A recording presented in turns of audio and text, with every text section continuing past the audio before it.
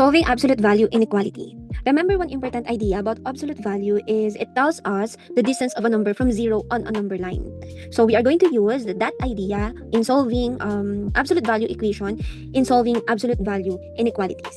So depending on the inequality sign, our answer may be inside the interval or outside an interval. And we have here maybe one solution, no solution, or all real numbers.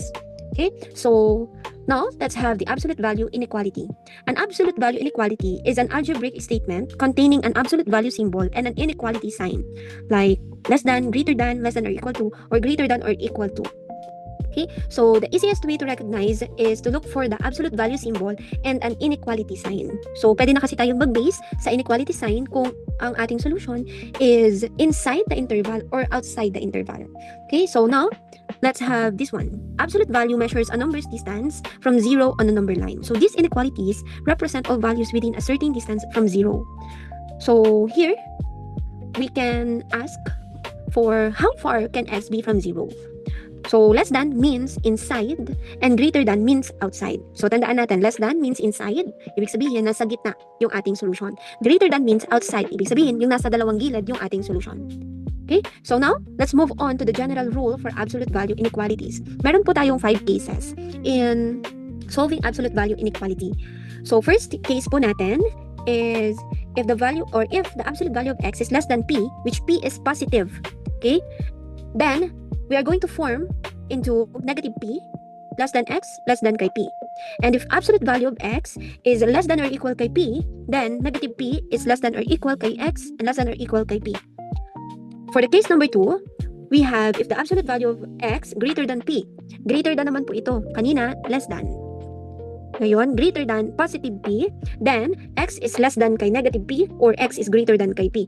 So we are going to form it into this form. Okay? Next, if absolute value of x is greater than or equal to p, then x is less than or equal kay negative p or x is greater than or equal kay p. So ito naman po ay greater than or equal kay p, which p is positive number.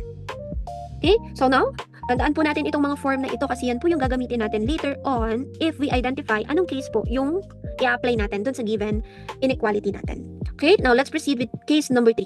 For the case number 3, if absolute value of x is less than, okay, if less than kay negative p, negative naman po ito, or absolute value of x is less than or equal to negative p, as long as it is less than or equal to, and negative yung number natin, then there is no solution. No need to solve for it. Okay, now let's proceed with case number 4. For the case number 4, if the absolute value of x is greater than negative p or absolute value of x is greater than or equal to negative p, then we have set of all real numbers. Ibig sabihin, kapag greater than naman po ito or greater than or equal to negative number, then our answer is set of all real numbers. So in here, we don't need to solve for it because automatic that the answer are real numbers. Okay, so dapat alam natin kung ano yung mga real numbers. Andyan po yung andyan si positive, negative, fraction, si decimal. So as long as it is a real numbers. So you need to recall what are the real numbers. Okay? And the last case is case number 5. Sa case number 5, ito po ay kapag yung nasa right side of the inequality natin ay puro 0, then ang kailangan nating intindihin or i-identify is the inequality symbol. Okay? So if our inequality symbol is less than kay 0, then there is no solution. If it is less than or equal to 0, then we only have one solution. And if it is greater than or equal to 0, then our answer is set of all real numbers. And if it is greater than kay 0, then our answer is all real numbers except kay 0. Okay, so ibig sabihin, kailangan alam natin yung real numbers. So again, if it is greater than kay 0, lahat ng real numbers except lang po kay 0. Okay, so remember this general rule for the absolute value inequality because we are going to use it in our example. So before we proceed with our example, let's have first the steps for solving absolute value inequality. First, isolate the absolute value. Okay, so we need to isolate absolute value. Second, identify the form if it is less than or greater than. Then we are going to form the given. Okay, and then step number 3, solve and write the solution set in interval notation. And step number 4, we are going to graph the answer on a number line. Okay, let's proceed with our interval notation. For our interval notation, if our inequality is less than or greater than, then our type of circle is open shaded or open circle. Ibig sabihin, unshaded circle.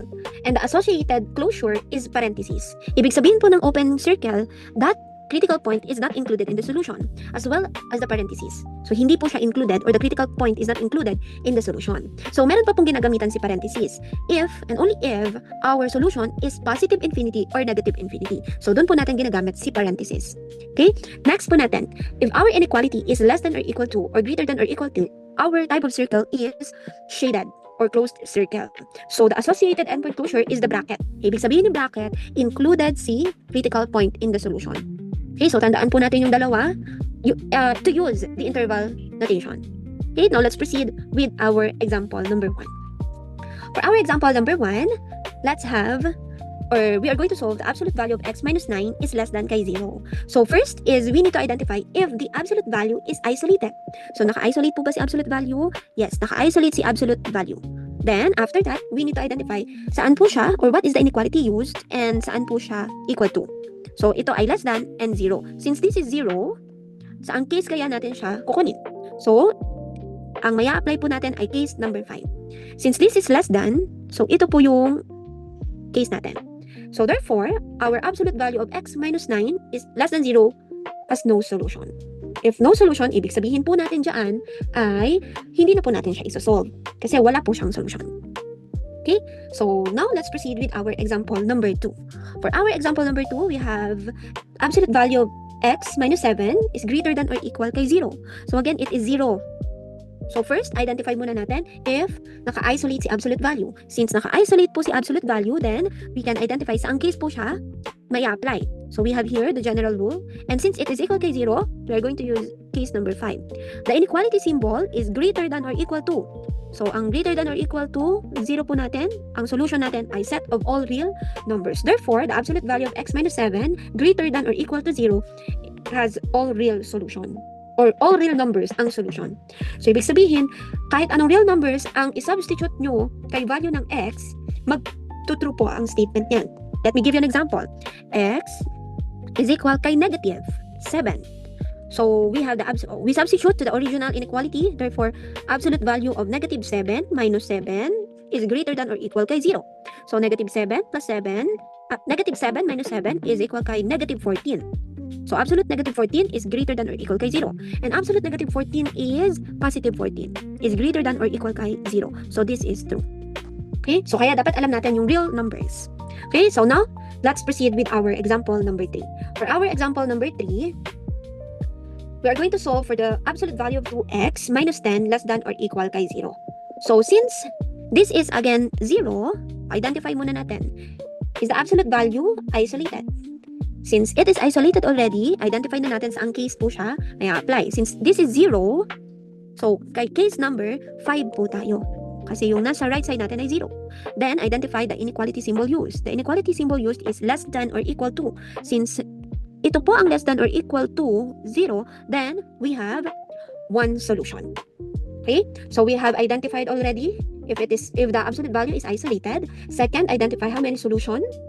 Third, solve for the values of x. So, if our given has one solution, then we are going to transform this into equation. So, first, rewrite the given into equation. So, copy the expression inside the absolute value, then change the inequality into equal sign. Okay, therefore, we have 2x minus 10 equal kay 0. Then, let's solve for the values of x. So, kailangan naka-isolate si term with variable. So, what are we going to do is to transpose negative 10. Therefore, it becomes 2x negative is equal to negative 10 transpose, it becomes positive 10. Then how are we going to eliminate the coefficient of the variable? So we are going to divide both sides by 2. So 2x divided by 2 is x and 10 divided by 2 is 5. So therefore, the values of x or the value of x is 5. So isa lang yung solution natin. So next po natin is we are going to graph in a number line. So 5, we plot 5 and we use the shaded circle or the closed circle because the inequality symbol that we used ay less than or equal to. So kaya po, shaded. Kasi siya lang po yung solution. Hindi po magiging solution si positive 6 and so on, si 4 and negative infinity. Kasi isa lang yung solution natin which is si 5 lamang. Example number 4. For our example number 4, we have the problem or the given absolute value of 4 minus x is less than kay 8. So first, identify natin if it is already isolated. So if it is already isolated, then we can move on to step number 2. So ang step number 2 natin is identify the form using the case or the rule that we have in the absolute value inequality. So we have the rules here. Since our inequality is less than to 8, which is 8 is positive, then we are going to use case number 1. Case number 1 po. Kasi sabi, if the absolute value of x is less than kay p, less than po yung ginamit natin, and our p is 8, then the form is negative p less than x less than kay p. So we are going to rewrite the form. Okay? I-rewrite natin si form. So magiging, this is our case. So ito po yung gagamitin natin. Itong una. Okay? So ang ating form will be negative p. So negative, what is the value p? Ang p po natin is 8. So, 8. Then, ito po yung form na gagamitin natin. Negative p minus, negative p less than kay x. Yung x po natin is the expression inside the absolute. Okay, so ito po yung expression natin inside the absolute. Therefore, 4 minus x. Next, proceed po tayo. Less than kay p. O, dito po ulit tayo. Ang p natin is 8. So, therefore, the form that we have is negative 8 less than 4 minus x less than kay 8. So now, galing po iyon kay case number 1. Okay? So now, we are going to solve and write the solution set in interval notation. Okay? So since, sabi nga natin, pwede nating magamit kung inside the interval or outside the interval, kung sa gitna ba or dalawang dulo yung solution, by identifying the inequality. Since this is less than, so ang ating solution ay nasa gitna. Now, let's have this one. Therefore, we are going to solve for the values of x. So, kailangan, anong gawin natin? So, based on our given, kailangan, ang matitira na lang sa gitna is x. So, anong gagawin natin kay 4? Ito pong 4. Si 4 ay itatranspose natin sa parehong side. Okay? So, we are going to transform. Therefore, it becomes negative 8. 4, we transpose, it becomes negative 4. Is less than. Since nag-transpose na tayo, ang natira na lang sa gitna is si negative x. Then, less than kay 8, and we transpose positive 4 becomes negative 4. Okay? So, I hope nasusundan. Next is solve. Negative 8 minus 4 is negative 12. Less than kay negative x, and less than kay 8 minus 4 is equal kay 4. So, kaya po ang ating given, or ang ating na-solve is negative 12, less than kay negative x, less than kay 4. Now, sabi, hinahanap lang natin si x, but our x is negative. So, kailangan ma-eliminate natin si negative. To eliminate negative, we can multiply it to negative 1. Okay? So, eto pong tatandaan natin. Sa inequality, when we are multiplying or dividing into negative, magre-reverse po yung ating inequality sign or inequality symbol. Okay? Again, if we are multiplying it to the negative, then magre-reverse po si inequality symbol or si sign. So, therefore, let's proceed.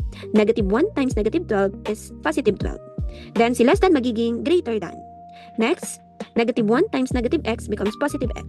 Then, negative 1, si symbol mo na, less than becomes greater than. Reverse natin. Then, negative 1 times positive 4 is negative 4.